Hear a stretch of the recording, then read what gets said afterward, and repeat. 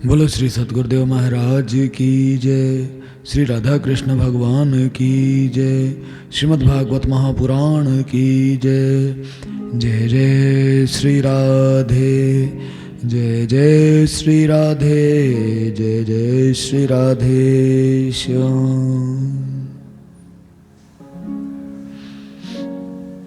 ओम तत्सत। श्री गणेशाय नमः। श्रीमद् भागवत महापुराणम तृतीय स्कंध अथ प्रथमोध्याय उद्धव और विदुर की भेंट। श्री सुखदेव जी ने कहा, परीक्षित, जो बात तुमने पूछी है वही पूर्व काल में अपने सुख समृद्धि से पूर्ण घर को छोड़कर वन में गए हुए विदुर जी ने भगवान मैत्रेय जी से पूछी थी। जब सर्वेश्वर भगवान श्री कृष्ण पांडवों के दूत बनकर गए थे, तब वे दुर्योधन के महलों को छोड़कर उसी विदुर जी के घर में उसे अपना ही समझकर बिना बुलाए चले गए थे। सुखदेव जी बता रहे हैं कि परीक्षित, जो तुमने सृष्टि का वर्णन करने के लिए बोला है, सृष्टि रचना की बात पूछी, यही बात मैत्रेय जी से विदुर जी ने पूछी थी। वो जो विदुर जी हैं, अपना सुख समृद्धि से पूर्ण घर छोड़कर वन में चले गए थे। उस समय मैत्रेय जी से उनकी मुलाकात हुई थी। विदुर जी महामंत्री थे। विदुर जी महामंत्री थे कौरवों के दरबार में, तो सुख समृद्धि तो होगी होगी घर में। उस घर को छोड़कर वो चले गए। क्यों गए? क्योंकि कौरव जो थे वो अधर्म के रास्ते पर चल रहे थे। विदुर जी ने रोकने की कोशिश की कि तुम ये अधर्म मत करो। दुर्योधन ने विदुर जी का तिरस्कार किया और विदुर जी अपने पद से इस्तीफा देकर चले गए। फिर उन्होंने सोचा कि अब तो भयंकर युद्ध होगा कौरवों और पांडवों के बीच में, तो जितो भी सर्वनाश होगा। अब मेरे घर वाले ही तो मरेंगे, वही बालक तो मरेंगे जिनको मैंने अपने गोद में खिलाया है, चाहे कौरव हो चाहे पांडव। तो वो ये बात सोचकर कि अपनों को मरता हुआ अपनी आंखों से ना देखूं, इससे अच्छा तो मैं तीर्थ यात्रा पर चला जाऊं और भगवान का भजन करूं। वो तीर्थ यात्रा के लिए निकल गए। तो तीर्थ यात्रा पे निकले तो वहां पर उन्हें मैत्रेय जी के दर्शन हुए। मैत्रेय जी से मिले तो मैत्रेय जी से उन्होंने सृष्टि क्रम का वर्णन ही पूछा। और सुखदेव जी बताते हैं कि भगवान के ऐसे प्रेमी थे विदुर जी, भगवान के ऐसे प्रेमी थे विदुर जी कि जिस समय भगवान श्री कृष्ण पांडवों के दूत बनकर गए हस्तिनापुर में, तब दुर्योधन के महलों को छोड़कर विदुर जी के घर बिना बुलाए चले गए, अपना समझकर। देखो, बिना बुलाए किसी के घर नहीं जाना चाहिए, बिना बुलाए किसी के घर नहीं जाना चाहिए। इज्जत नहीं होती, सम्मान नहीं मिलता। लेकिन जहाँ हमारे मित्र हैं, हमारे सुहृद हैं, जो हमारे अपने हैं, वहाँ पर आप बिना बुलाए भी जा सकते हो। जैसे आप माता पिता के घर जा सकते हो बिना बुलाए, अपने भाई, आपके मित्र जो सुहृद हैं, जो आपसे प्रेम करते हैं, उनके घर आप बिना बुलाए चले जाओ, कोई बात नहीं। वहाँ तो आपको तब भी प्रेम मिलेगा ही मिलेगा, क्योंकि उनके साथ आपका प्रेम है। लेकिन वैसे संसार में व्यवहार के तौर पर अगर किसी से मिलने जाओ तो बिन बुलाए मत जाओ। तो बिन बुलाए अगर भगवान गए हैं विदुर जी के घर, तो कितने प्रेमी होंगे, कितना प्रेम विदुर जी करते होंगे भगवान श्री कृष्ण से। ये आप खुद ही, जब एक इंसान ये बात सोचता है कि बिन बुलाए नहीं जाऊंगा, तो क्या भगवान चले जाएंगे बिन बुलाए किसी के घर? और भगवान अगर किसी के घर बिन बुलाए जाएंगे तो क्यों जाएंगे? प्रेम के वश होकर। किसके वश होकर? प्रेम के वश होकर। प्रेम होगा तो भगवान बिन बुलाए भी चले जाएंगे, और जहाँ प्रेम है वहाँ तो भगवान बुलाने के बाद भी नहीं जाते, बहाने लगा देते हैं। दुर्योधन ने भगवान श्री कृष्ण के लिए बहुत से भोग तैयार किए, अच्छा भोजन तैयार किया, लेकिन भगवान श्री कृष्ण ने कहा, दुर्योधन, मैं तेरा भोजन स्वीकार नहीं करूंगा, मैं तो विदुर के घर जाकर भोजन करूंगा। दुर्योधन ने कहा, भगवान ऐसा मत सोचो कि विदुर के घर आपको कुछ अच्छा मिलेगा। पहले था वो मंत्री, अब कोई मंत्री संतरी नहीं है, अब तो खुद को खाने के लाले पड़े हैं उसे। भगवान ने कहा कोई बात नहीं, रूखा सूखा जैसा भी खाऊंगा खाऊंगा विदुर के पास, तुम्हारा नहीं। तो जहां भगवान कहते हैं प्रेम हो, भोजन में भगवान को स्वाद से कोई मतलब नहीं, भोजन में स्वाद से मतलब नहीं, भगवान को मतलब किससे है? प्रेम से। और ये हकीकत है, प्रेम से बनाया हुआ भोजन अपने आप ही स्वादिष्ट होता है। तब राजा परीक्षित ने पूछा कि प्रभु यह तो बतलाइए कि भगवान मैत्रेय के साथ विदुर जी का समागम कहाँ और किस समय हुआ। पवित्र आत्मा विदुर ने महात्मा मैत्रेय जी से कोई साधारण प्रश्न नहीं किया होगा, क्योंकि उसे तो मैत्रेय जी जैसे साधु शिरोमणि ने अभिनंदन पूर्वक उत्तर देकर महिमान्वित किया था। राजा परीक्षित कहते हैं कि ये तो बता दो मिले कहाँ थे मैत्रेय जी से विदुर जी। और विदुर जी ने कोई साधारण प्रश्न तो किया नहीं होगा, क्यों? मैत्रेय जी ना विदुर जी के प्रश्न से बड़े खुश हुए थे और अभिनंदन किया था विदुर जी के प्रश्न का। तो मैत्रेय जी जैसे महात्मा किसी साधारण प्रश्न पर तो खुश होंगे नहीं। होंगे कब खुश? जब उनसे भगवत चर्चा के विषय में प्रश्न किया जाए। सूत जी कहते हैं, सर्वज्ञ सुखदेव जी ने राजा परीक्षित के इस प्रकार पूछने पर अति प्रसन्न होकर कहा, सुनो। श्री सुखदेव जी कहने लगे, परीक्षित यह उन दिनों की बात है जब अंधे राजा धृतराष्ट्र ने अन्यायपूर्वक अपने दुष्ट पुत्रों का पालन पोषण करते हुए अपने छोटे भाई पांडु के अनाथ बालकों को लाक्षा भवन में भेजकर आग लगवा दी। जब उनकी पुत्र वधू और महाराज युधिष्ठिर की पटरानी द्रौपदी के केश दुशासन ने भरी सभा में खींचे, उस समय द्रौपदी की आंखों से आंसुओं की धारा बह चली और उस प्रवाह से उसके वक्ष स्थल पर लगा हुआ केसर भी बह चला, किंतु धृतराष्ट्र ने अपने पुत्र को उस कुकर्म से नहीं रोका। सुखदेव जी बता रहे हैं एक समय की बात कि पांडवों के जो पिता थे महाराज पांडु, वो तो थे नहीं इस संसार में, धृतराष्ट्र थे राजगद्दी पर, पांडवों के ताऊ लगते थे। और दुर्योधन ने समय समय पर पांडवों को मारने की कोशिश की, लाक्षागृह में आग लगवा कर, लेकिन भगवान श्री कृष्ण के वरद हस्त के नीचे थे पांडव, इसलिए बच गए। उसके बाद उनकी पत्नी द्रौपदी का अपमान किया गया भरी सभा में। भगवान ने तब भी द्रौपदी की इज्जत की रक्षा की। दुर्योधन ने सत्यपरायण और भोले भाले युधिष्ठिर का राज्य जुए में अन्याय से जीत लिया और उन्हें वन में निकाल दिया, किंतु वन से लौटने पर प्रतिज्ञा अनुसार जब उन्होंने अपना न्यायोचित पैतृक भाग मांगा, तब भी मोहवश उन्होंने उन अजात शत्रु युधिष्ठिर को उनका हिस्सा नहीं दिया। महाराज युधिष्ठिर के भेजने पर जब जगत गुरु भगवान श्री कृष्ण ने कौरवों की सभा में हित भरे सुमधुर वचन कहे, जो भीष्मादि सज्जनों को अमृत से लगे, पर कुरुराज ने उनके कथन को कुछ भी आदर नहीं दिया। देते कैसे? उनके तो सारे पुण्य नष्ट हो चुके थे कि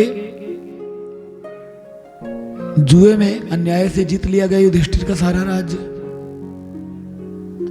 उसके बाद उनको भेज दिया गया वनवास के लिए।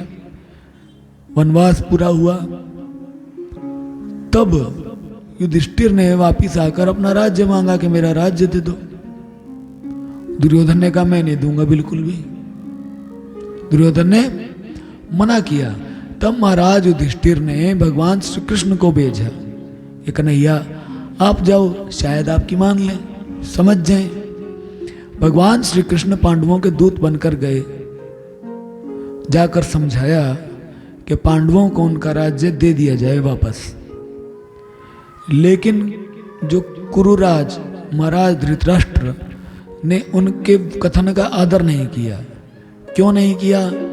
क्योंकि कहते उनके सारे पुण्य नष्ट हो चुके थे। पुण्य नष्ट क्यों हो चुके थे? क्योंकि वो अपने पुत्रों की ममता में बंधे हुए थे। अपने पुत्रों की ममता में, मोह में इतने बंधे हुए थे कि अपने पुत्रों का कुकर्म भी उन्हें नहीं दिखाई दिया। जिस समय द्रौपदी को भरी सभा में अपमानित किया गया, उस समय दुर्योधन को धृतराष्ट्र ने रोका नहीं कि बेटा तू ये काम मत कर। दुर्योधन राजा नहीं था, राजा तो धृतराष्ट्र थे। अगर धृतराष्ट्र चाहते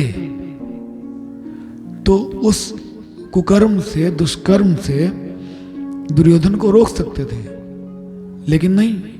अपने बच्चे के मोह में बंधे हुए थे कि तू गलत कर या सही कर, मैं तुझे डांटूंगा नहीं।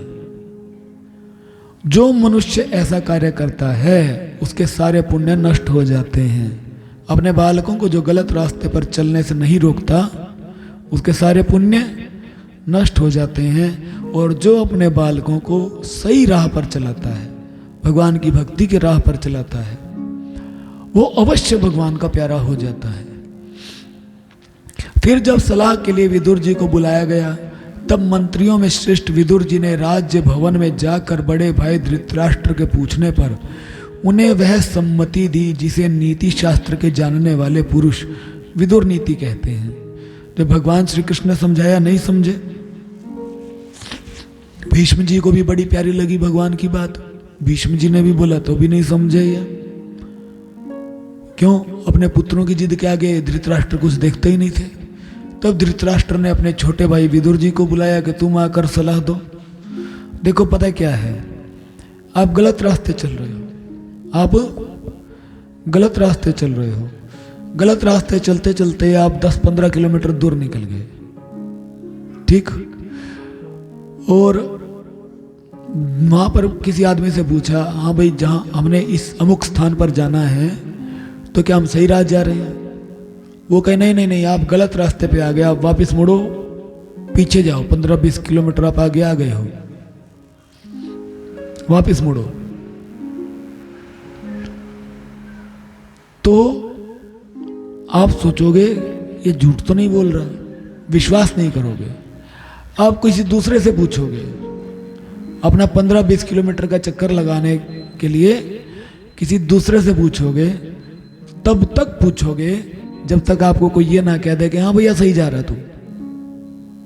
आप ढूंढोगे कोई ऐसा इंसान मिल जाए जो मुझे बता दे कि मैं सही जा रहा हूं। कोई मिल जाए जो बता दे मैं सही जा रहा हूं।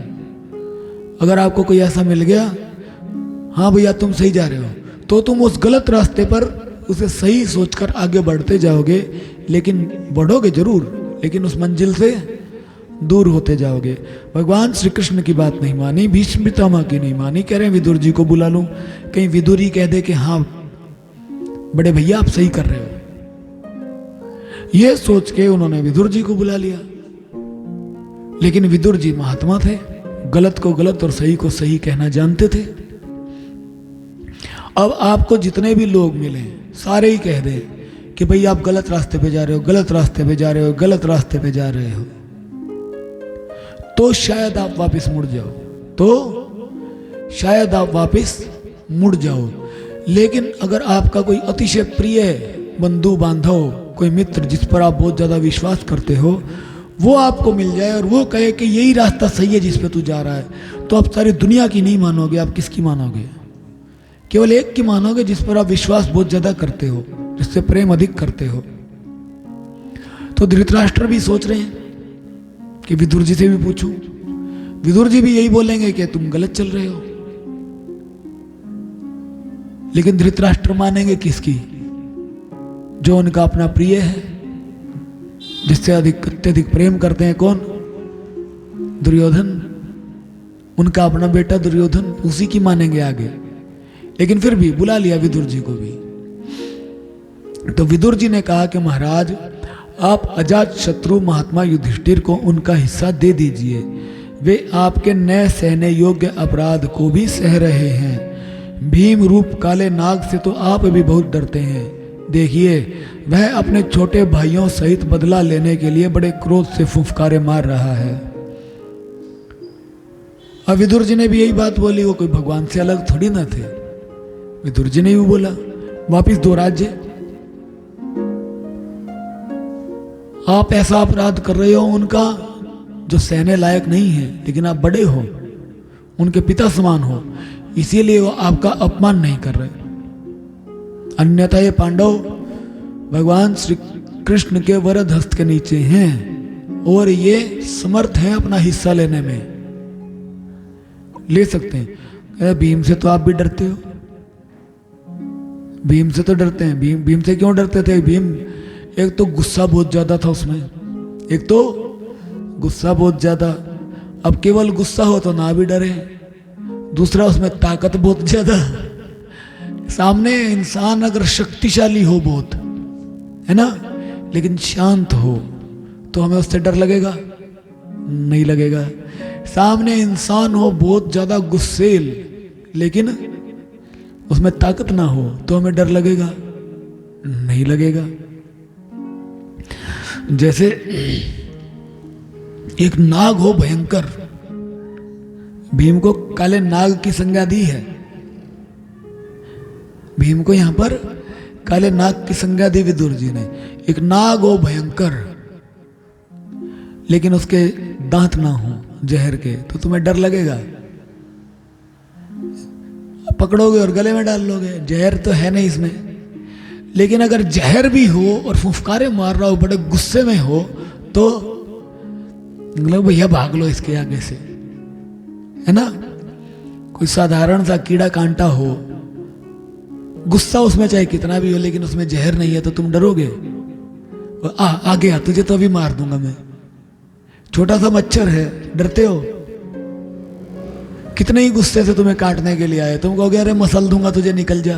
लेकिन भीम से तो सब डरते थे। क्यों डरते थे? क्योंकि गुस्सा भी बहुत और ताकत भी बहुत। आपको पता नहीं, भगवान श्री कृष्ण ने पांडवों को अपना लिया है। वे यदुवीरों के आराध्य देव इस समय अपनी राजधानी द्वारकापुरी में विराजमान हैं। उन्होंने पृथ्वी के सभी बड़े बड़े राजाओं को अपने अधीन कर लिया है तथा ब्राह्मण और देवता भी उन्हीं के पक्ष में हैं। जिसे आप पुत्र मानकर पाल रहे हैं तथा जिसकी हाँ में हाँ मिलाते जा रहे हैं, उस दुर्योधन के रूप में तो मूर्तिमान दोष ही आपके घर में घुसा बैठा है। आगे फिर विदुर जी बोल रहे हैं, दुर्योधन साथ में खड़ा है, दुर्योधन साथ में खड़ा है। और विदुर जी क्या कह रहे हैं कि आप जानते नहीं, श्री कृष्ण ने पांडवों को अपना लिया और जो कृष्ण के हो गए उन्हें तो कोई जीत नहीं सकता। और आप ये दुर्योधन की मान रहे हो, इसको अपना पुत्र मान के पाल रहे हो, इसकी हाँ में हाँ मिलाते हो। लेकिन इस बात जान लो कि मूर्तिमान दोष है आपके घर में, आपके घर में ये दोष है, रूप धारण करके बैठा, इसको त्याग दो तो अच्छा है। नहीं, यह तो भगवान श्री कृष्ण से द्वेष करने वाला है कि ऐसा दोष है ये, तो साक्षात परमात्मा से ही द्वेष करता है। ये और होगा ही किसका? जो भगवान, देखो भगवान ने मनुष्य शरीर दिया, माता पिता दिए किसने? भगवान ने। भाई बहन दिए किसने? बाल बच्चे दिए किसने? पति पत्नी दिए किसने? सब कुछ देने वाले वो परमात्मा। और भगवान से ही जो द्वेष करता वो होगा किसका? जो भगवान का ही ना हुआ वो भला किसी और का हो जाएगा? जो भगवान का नहीं है वो किसी का भी नहीं हो सकता। कहने को चाहे संसार में ये कहे कि मैं तेरा हूं, मैं तुझसे प्रेम करता हूं, या कुछ भी, जो भगवान का नहीं है वो किसी का भी नहीं है। और जो एकमात्र परमात्मा का है ना, वो सारे संसार का भला चाहने वाला है। इसी के कारण आप श्री कृष्ण से विमुख होकर श्रीहीन हो रहे हैं। अतएव यदि आप अपने कुल की कुशल चाहते हो तो इस दुष्ट को तुरंत ही त्याग दीजिए। अरे इस दुर्योधन के कारण तुम भगवान से विमुख हो रहे हो, दुर्योधन के कारण भगवान से विमुख हो रहे हो, और भगवान से विमुख होकर नरकों को प्राप्त करोगे।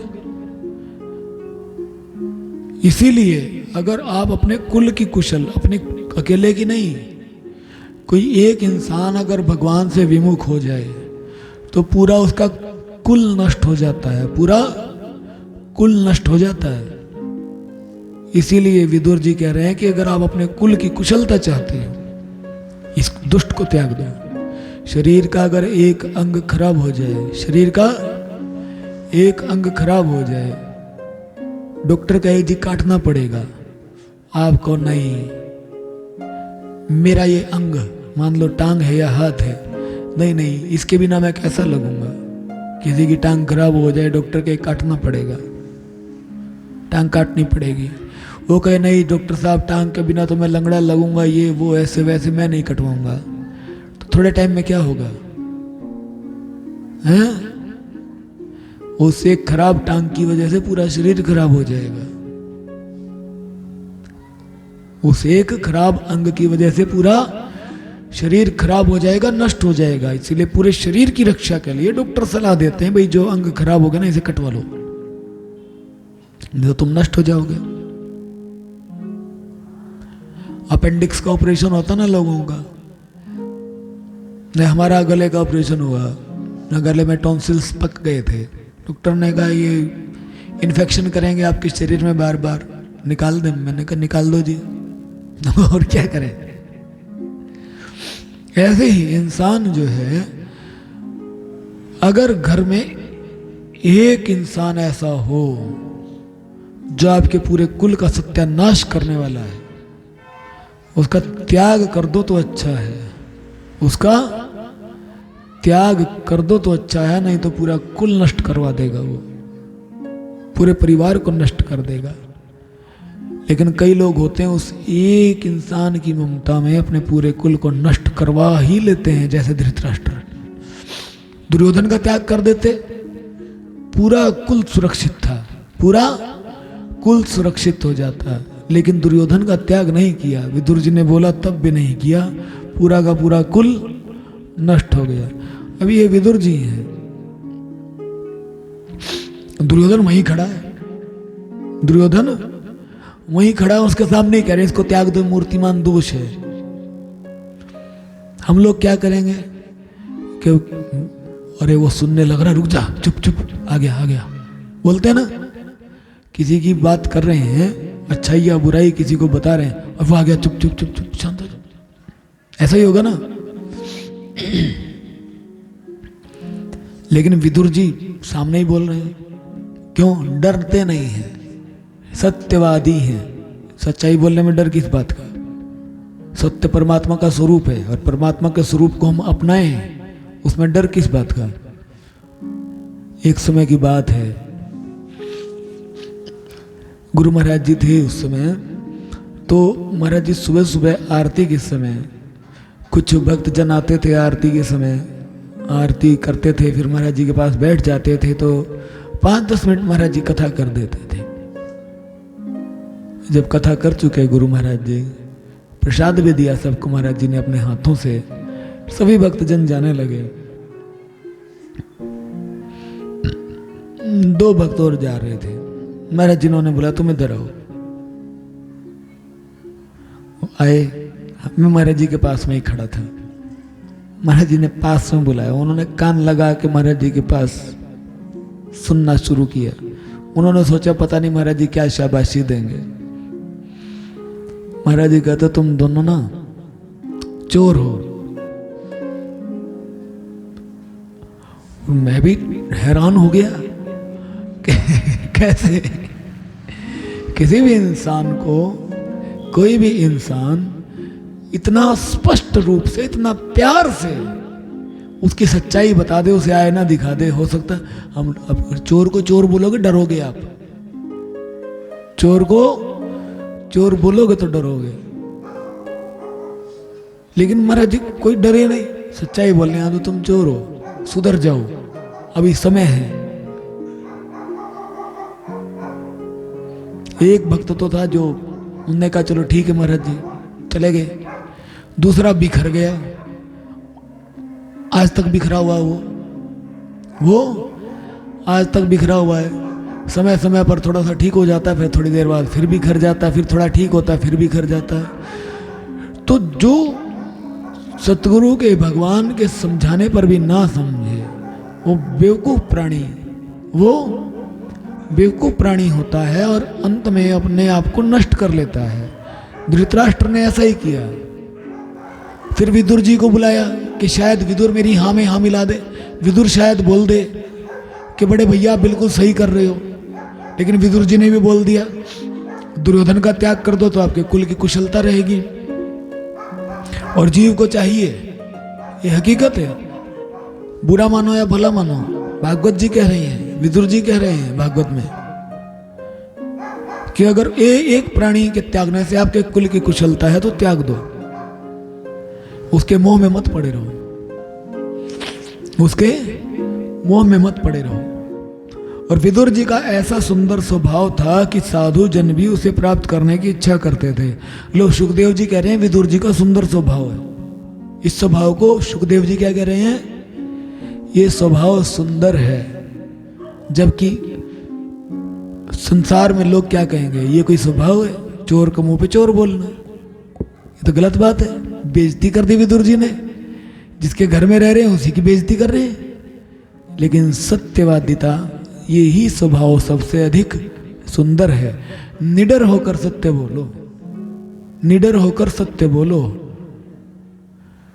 डर के कारण आप सच को छुपाओ, डर के कारण झूठ को बोलो, तो स्वभाव आपको ही नुकसान देगा, आज नहीं तो कल देगा। किंतु उनकी यह बात सुनते ही कर्ण, दुशासन और शकुनी सहित दुर्योधन के होठ अत्यंत क्रोध से फड़कने लगे और उसने उनका तिरस्कार करते हुए कहा, अरे इस कुटिल दासी पुत्र को यहाँ किसने बुलाया है? यह जिनके टुकड़े खा खा कर जीता है, उन्हीं के प्रतिकूल होकर शत्रु का काम बनाना चाहता है। इसके प्राण तो मत लो, परंतु इसे हमारे नगर से तुरंत बाहर निकाल दो। अरे दुर्योधन ने कहा, बाहर निकालो इसे, ये टुकड़े हमारे खाता है, बुराई भी हमारी। टुकड़ा खाए किसी का खाए। देखो विदुर जी, किसी का एहसान नहीं विदुर जी के ऊपर। ये कहते हैं हाँ भाई जिसकी नौकरी कर रहे हैं तो जी हजूरी करनी पड़ेगी, बेवकूफ़ी है। नौकरी कर रहे हो, मेहनत करते हो तो पैसा लेते हो, फ्री में तो नहीं दे रहे। विदुर जी महामंत्री थे कौरवों की सभा में, हस्तिनापुर के महामंत्री थे, काम करते थे, उसकी सैलरी लेते थे। तो सत्य बोलेंगे, झूठ क्यों बोलें, अपने धर्म के खिलाफ क्यों चलें?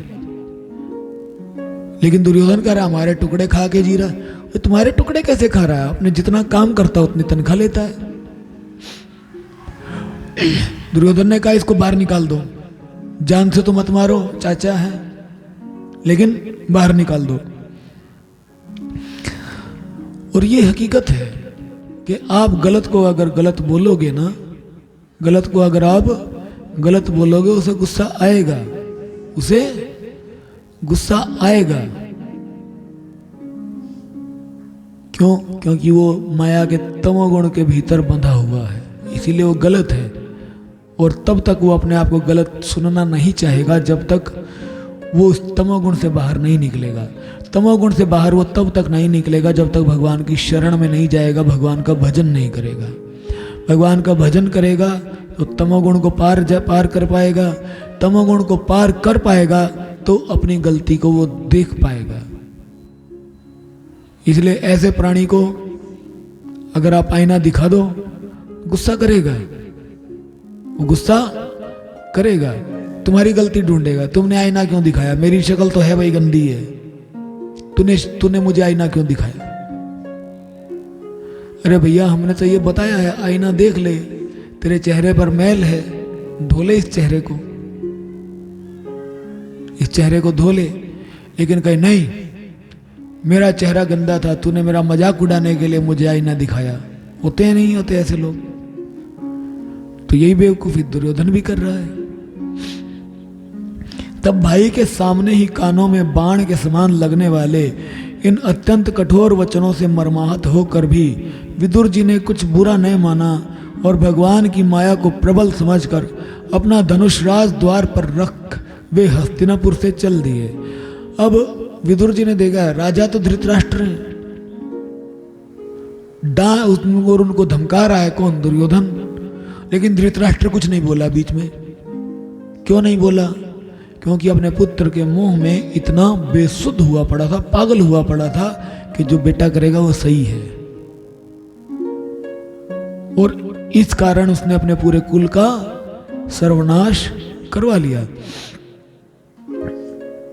नहीं तो बोल सकता था कि मेरा छोटा भाई है, मेरा परम हितैषी है, आज तक कोई गलत सलाह नहीं दी, तू होता कौन है इसे बोलने वाला? अपने बेटे को धमका देता धृतराष्ट्र, लेकिन नहीं, पुत्र मोह में पागल होकर, पुत्र मोह में पागल होकर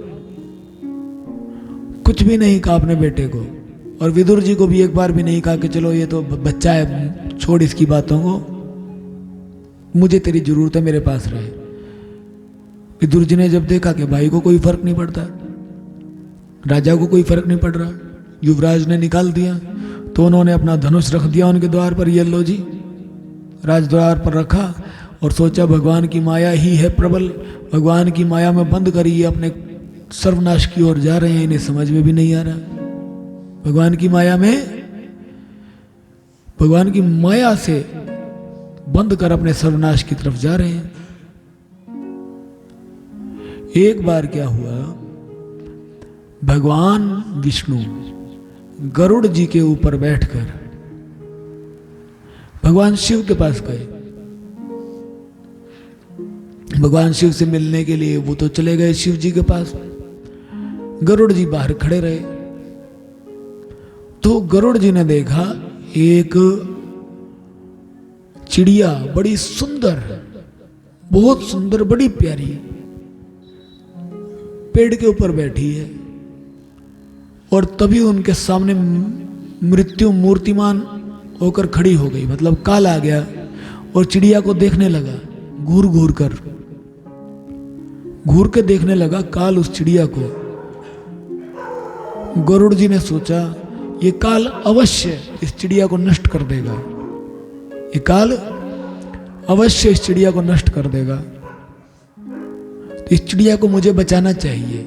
गरुड़ जी को चिड़िया बड़ी प्यारी लगी, गरुड़ जी ने उड़े, चिड़िया को अपने हाथों में पकड़ा और उड़ के सीधे चले गए, मतलब ये कैलाश पर्वत से हजारों किलोमीटर दूर, हजारों किलोमीटर दूर एक दूसरे पहाड़ पर जाके उस चिड़िया को बैठाया है। ये काल से दूर ले जाऊं इसे। गरुड़ जी ने सोचा काल मार देगा इसे, काल से बचाने के लिए कोई हजारों किलोमीटर दूर ले जाकर रख के वापिस आ गए। काल वहीं खड़ा,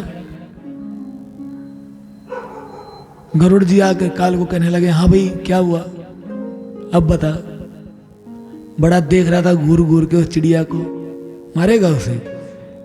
काल ने कहा नहीं नहीं, मैं मारने के लिए नहीं देख रहा था, मैं तो बोले मैं ये देख रहा था, मुझे तो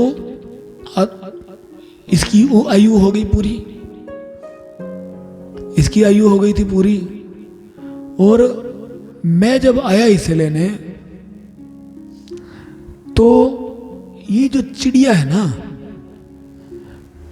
मैंने देखा इसको, मैंने उठाना कैसे है, इसको खत्म कैसे करना है। काल ने कहा मैंने देखा इसे खत्म कैसे करना है, तो इसके भाग्य में लिखा था कि इसको हजारों किलोमीटर दूर फलानी जगह पर उस पेड़ के ऊपर बैठा हुआ सांप इसे खाएगा, तब ये मरेगी, इस तरीके से मैं इसे मारूंगा।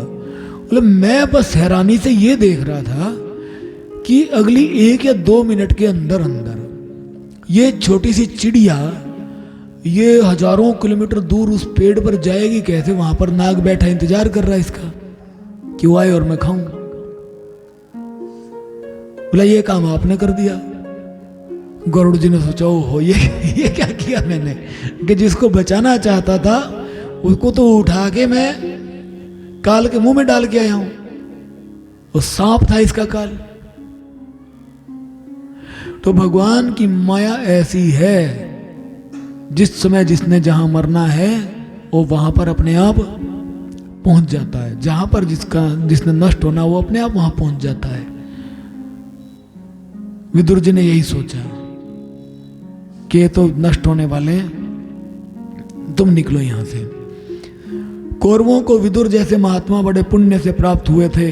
वे हस्तिनापुर से चलकर पुण्य करने की इच्छा से भूमंडल में तीर्थपाद भगवान के क्षेत्रों में विचरने लगे, जहां श्री हरि, ब्रह्मा, रुद्र, अनंत आदि अनेकों मूर्तियों के रूप में विराजमान हैं। जहां जहां भगवान की प्रतिमाओं से सुशोभित तीर्थ स्थान, नगर, पवित्र वन, पर्वत, निकुंज और निर्मल जल से भरे हुए नदी, सरोवर आदि थे, उन सभी स्थानों में वे अकेले ही विचरते रहे। वे अवधूत वेश में स्वच्छंदता पूर्वक पृथ्वी पर विचरते थे, जिससे आत्मीय जन उन्हें पहचान न सकें। वे शरीर को सजाते न थे, पवित्र और साधारण भोजन करते, शुद्ध वृत्ति से जीवन निर्वाह करते, प्रत्येक तीर्थ में स्नान करते, जमीन पर सोते और भगवान को प्रसन्न करने वाले व्रतों का पालन करते रहते थे। विदुर जी जब चले गए हस्तिनापुर से तो बहुत से तीर्थों पर भ्रमण करते रहे। जाता हूँ उसी, कभी किसी तीर्थ पर कभी किसी तीर्थ पर भ्रमण करते रहे, साधु संतों का संग करते रहे, भगवान की लीलाएं सुनते रहे, भगवान की लीलाएं गाते रहे, कभी गंगा जी में कभी यमुना जी में पवित्र नदियों में स्नान भी करते रहे। और इस प्रकार भारतवर्ष में ही विचरते विचरते जब तक वे प्रभास क्षेत्र में पहुँचे, तब तक भगवान श्री कृष्ण की सहायता से महाराज युधिष्ठिर पृथ्वी का एक छत्र अखंड राज्य करने लगे थे। उनकी इसी तीर्थ यात्रा के बीच में ही महाराज युधिष्ठिर महाभारत का युद्ध जीतकर एक छत्र सम्राट बन गए थे पूरे भारतवर्ष के।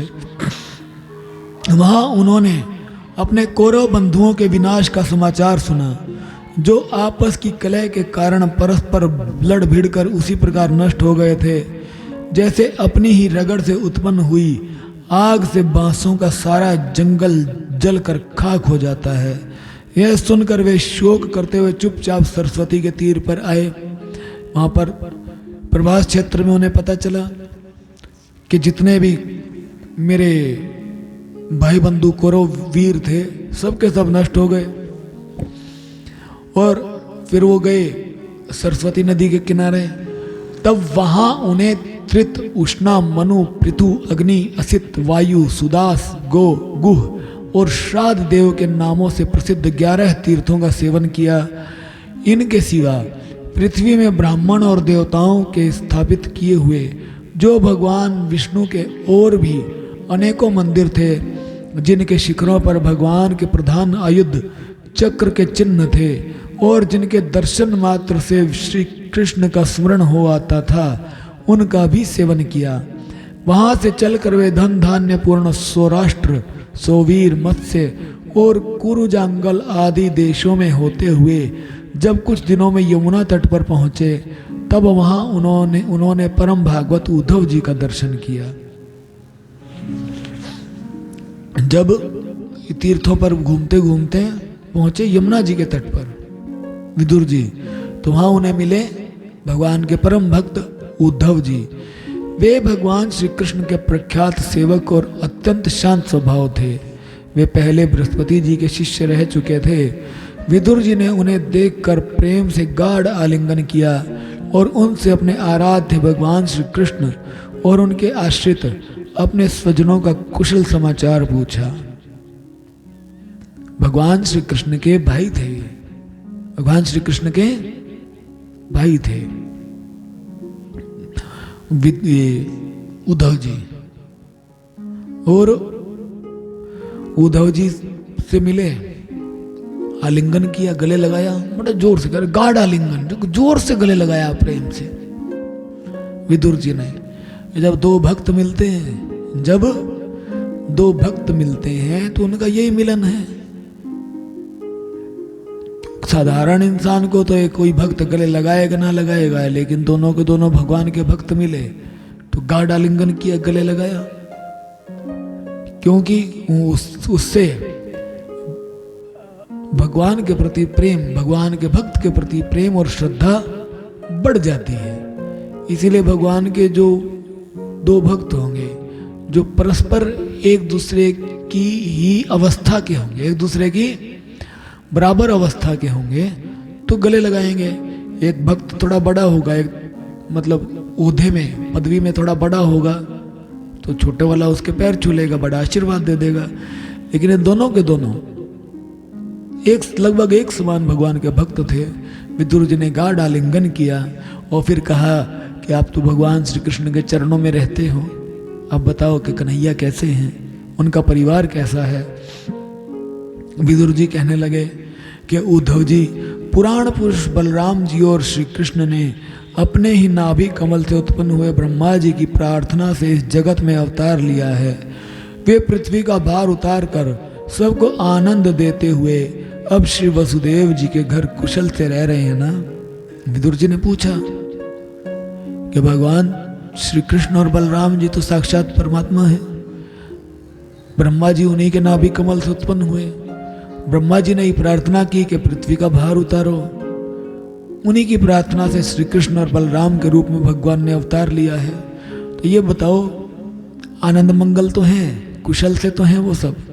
प्रियवर, हम कुरुवंशियों के परम सुहृद और पूज्य वसुदेव जी, जो पिता के समान उदारता पूर्वक अपनी कुंती आदि बहनों को उनके स्वामियों का संतोष कराते हुए उनकी सभी मनचाही वस्तुएं देते आए हैं, आनंद पूर्वक है ना। प्यारे उद्धव जी, यादवों के सेनापति वीरवर प्रद्युम्न जी तो प्रसन्न है ना, जो पूर्व जन्म में कामदेव थे तथा जिन्हें देवी रुक्मिणी जी ने ब्राह्मणों की आराधना करके भगवान से प्राप्त किया था। सात्वत, वृष्णि, भोज और दाशाह वंशी यादवों के अधिपति महाराज उग्रसेन तो सुख से है ना, जिन्होंने राज्य पाने की आशा का सर्वथा परित्याग कर दिया था, किंतु कमल नयन भगवान श्री कृष्ण ने जिन्हें फिर से राज सिंहासन पर बैठाया। सौम्य, अपने पिता श्री कृष्ण के समान समस्त रथियों में अग्रगण्य श्री कृष्ण तने सांब सकुशल तो है ना। ये पहले पार्वती जी के द्वारा गर्भ में धारण किए हुए स्वामी कार्तिक हैं। अनेकों व्रत करके जाम्बती ने इन्हें जन्म दिया था, जिन्होंने अर्जुन के रहस्य युक्त धनुर्विद्या की शिक्षा पाई है। वे सात्यकी तो कुशल पूर्वक हैं। वे भगवान श्री कृष्ण की सेवा से अनायास ही भगवत जनों की उस महान स्थिति पर पहुंच गए हैं, जो बड़े बड़े योगियों को भी दुर्लभ है। भगवान के शरणागत निर्मल भक्त बुद्धिमान अक्रूर जी भी प्रसन्न है ना, जो श्री कृष्ण के चरण चिन्हों से अंकित व्रज के मार्ग की रज में प्रेम से अधीर होकर लौटने लगे थे। भोजवंशी देवक की पुत्री देवकी जी अच्छी तरह है ना, जो देव माता अदिति के समान ही साक्षात विष्णु भगवान की माता हैं। जैसे वेद त्रयी यज्ञ विस्तार रूप अर्थ को अपने मंत्रों में धारण किए रहती है, उसी प्रकार उन्होंने भगवान श्री कृष्ण को अपने गर्भ में धारण किया था। आप भक्त जनों की कामनाएं पूर्ण करने वाले भगवान अनिरुद्ध जी सुखपूर्वक है ना, जिन्हें शास्त्र वेदों के आदि कारण और अंतःकरण चतुष्टय के चौथे अंश मन के अधिष्ठाता बतलाते हैं। सौम्य स्वभाव उद्धव जी, अपने हृदयेश्वर भगवान श्री कृष्ण का अनन्य भाव से अनुसरण करने वाले जो हृदयिक सत्यभामानंदन चारु देशन और गद आदि अन्य भगवान के पुत्र हैं, वे सब भी कुशल पूर्वक है ना। देखो विदुर जी प्रश्न पे प्रश्न पूछे जा रहे हैं। भगवान श्री कृष्ण के बारे में पूछा, कन्हैया कैसे हैं, माता देवकी, वसुदेव जी, उग्रसेन भगवान के पुत्र प्रद्युम्न जी, सांब उनके पोते अनिरुद्ध इत्यादि सबके सब खुश है ना। सबका हाल एक साथ ही पूछते जा रहे हैं, मतलब इतने एक्साइटेड हैं, इतने एक्साइटेड हैं। एक्साइटेड को हिंदी में क्या कहते हैं? समझ गए ना आप? एक्साइटेड, मुझे हिंदी का शब्द याद नहीं आ रहा, क्या कहते हैं? खुश नहीं, खुश नहीं होता, कुछ और होता है। इतने एक्साइटेड हैं, सबका जानने के लिए लालायित हैं, सबका हाल जानने के लिए लालायित हैं। बताओ आप मुझे, महाराज युधिष्ठिर अपनी अर्जुन और श्री कृष्ण रूप दोनों भुजाओं की सहायता से धर्म मर्यादा का न्यायपूर्वक पालन करते हैं ना। मैदानों की बनाई हुई सभा में इनके राज्य वैभव और दबदबे को देखकर दुर्योधन को बड़ा डाह हुआ था। अपराधियों के प्रति अत्यंत असहिष्णु भीमसेन ने सर्प के समान दीर्घकालीन क्रोध को छोड़ दिया है क्या? जब वे गदा युद्ध में तरह तरह की पैंतरे बदलते हैं, तब उनके पैरों की धमक से धरती डोलने लगती थी। जिनके बाणों के जाल से छिपकर किरात वेशधारी अतएव किसी की पहचान में न आने वाले भगवान शंकर प्रसन्न हो गए थे, वे रथी और यूथपतियों का सुयश बढ़ाने वाले गांडीवधारी अर्जुन तो प्रसन्न है ना। अब तो उनके सभी शत्रु शांत हो चुके होंगे। पलक जिस प्रकार नेत्रों की रक्षा करते हैं, उसी प्रकार कुंती के पुत्र युधिष्ठिर आदि जिनकी सर्वदा संभाल रखते हैं, और कुंती ने ही जिनका लालन पालन किया है, वे माद्री के यमज पुत्र नकुल सहदेव कुशल से तो है ना। उन्होंने युद्ध में शत्रु से अपना राज्य उसी प्रकार छीन लिया जैसे दो गरुड़ इंद्र के मुख से अमृत निकाल लाए। पहले भगवान श्री कृष्ण और उनके परिवार के बारे में पूछा विदुर जी ने उद्धव जी से।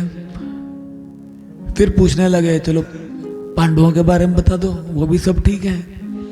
और अहो बेचारी कुंती तो राजऋषि श्रेष्ठ पांडु के वियोग में मृत प्राय सी होकर भी इन बालकों के लिए ही प्राण धारण किए हुए हैं। रथियों में श्रेष्ठ महाराज पांडु ऐसे अनुपम वीर थे कि उन्होंने केवल एक धनुष लेकर ही अकेले चारों दिशाओं को जीत लिया था। सौम्य स्वभाव उद्धव जी, मुझे तो अधः पतन की ओर जाने वाले उन धृतराष्ट्र के लिए बार बार शोक होता है जिन्होंने पांडवों के रूप में अपने परलोकवासी भाई पांडु से ही द्रोह किया तथा अपने पुत्रों की हाँ में हाँ मिलाकर अपने हित चिंतक मुझको भी नगर से निकलवा दिया। कह रहे धृतराष्ट्र के लिए शोक होता है, गुस्सा नहीं आता। धृतराष्ट्र ने निकलवा दिया, अपने पुत्रों की हाँ में हाँ मिलाकर विदुर जी को निकलवा भी दिया नगर से, लेकिन कह रहे हैं गुस्सा नहीं आता, शोक होता, दुख होता उसके लिए कि वो अधः पतन की ओर जा रहा है, अपने आप को नरकों की तरफ लेकर जा रहा है। किंतु भाई मुझे इसका कुछ भी खेद अथवा आश्चर्य नहीं है। जगत विधाता भगवान श्री कृष्ण ही मनुष्यों की सी लीलाएं करके लोगों की मनोवृत्तियों को भ्रमित कर देते हैं। मैं तो उन्हीं की कृपा से उनकी महिमा को देखता हुआ दूसरों की दृष्टि से दूर रहकर सानंद विचर रहा हूं। मेरे मुझे कोई दुख नहीं है, नगर से निकलवा दिया, ना कोई खेद है। जो भी है भगवान की माया से ही हो रहा है, भगवान की माया से ही हो रहा है, भगवान की लीला है ये सब। और मैं तो सभी लोगों की दृष्टि से नजर से दूर रहकर सानंद मतलब आनंद के साथ पृथ्वी पर विचरूं, मुझे कोई लेना देना नहीं। क्यों? जिसने भगवान को पा लिया, जिसने भगवान को पा लिया, भगवान की भक्ति में जो लग गया, उसे भाई बंधुओं से माता पिता से लेना देना ही कोई क्या बच गया। जिए चाहे मर जाए पीछे, वो तो अपना घर बार छोड़ के भगवान के लिए निकल ही दिए हैं, उन्हें तो केवल और केवल भगवान से मतलब है। लेकिन फिर भी अगर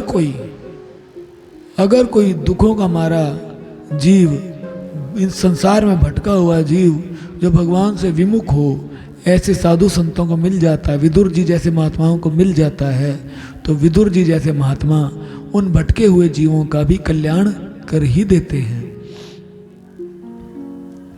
यद्यपि कौरवों ने उनके बहुत से अपराध किए, फिर भी भगवान ने उनकी इसीलिए उपेक्षा कर दी थी कि वे उनके साथ उन दुष्ट राजाओं को भी मारकर अपने शरणागतों का दुख दूर करना चाहते थे, जो धन विद्या और जाति के मद से अंधे होकर कुमार्गगामी हो रहे थे और बार बार अपनी सेनाओं से पृथ्वी को कंपा रहे थे।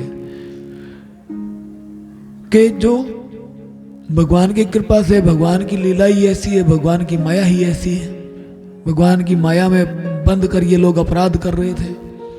इन्होंने भगवान के अपराध बहुत किए कौरवों ने, इन भगवान माफ करते गए, कई बार माफ किया। क्यों माफ किया? क्यों माफ किया? कि तुमको अकेले को मैं दुर्योधन, तुझे अकेले को मारूंगा तो ठीक नहीं है, तेरे जैसे बहुत सारे इकट्ठे करके ला। समझ गए कि तेरे जैसे बहुत सारे इकट्ठे करके ला, तुमने सारी दुनिया को दुखी कर रखा है। कि दुर्योधन को अगर मार दिया, अगर तुमने राक्षसों के डाकुओं के सरदार को मार दिया, तो बाकी डाकू क्या करेंगे? वो आत्मसमर्पण कर देंगे, और जैसे ही उन्हें मौका मिलेगा वो फिर से दोबारा डाका डालना शुरू कर देंगे, लूटपाट फिर मचा देंगे। पापियों के सरदार को मार दिया तो बाकी लोग क्या करेंगे? एक बार के लिए डर के बैठ जाएंगे या समर्पण कर देंगे, जैसे ही मौका मिला फिर से आक्रमण कर देंगे। भगवान क्या कहते हैं कि तुझे सबसे आखिर में मारूंगा, तू सरदार है सबका, पहले तेरे चेले चपटे में बिठाऊंगा। महाभारत के युद्ध के बहाने भगवान ने सारे के सारे साफ कर दिए, सारे साफ कर दिए। अंत में दुर्योधन, आ भाई अब तेरा भी नंबर आ गया। भीम के, अर्जुन के रूप में भगवान नहीं मारा लोग पापियों को, भीम के रूप में भगवान ही मार रहे हैं, क्योंकि पांडव जो हैं भगवान के ही कृपा पात्र हैं, भगवान के वरद हस्त के नीचे रहने वाले हैं। फिर कहते हैं विदुर जी के उद्धव जी, भगवान श्री कृष्ण जन्म और कर्म से रहित हैं, फिर भी दुष्टों का नाश करने के लिए और लोगों को अपनी ओर आकर्षित करने के लिए उनके दिव्य जन्म कर्म हुआ करते हैं। कि भगवान तो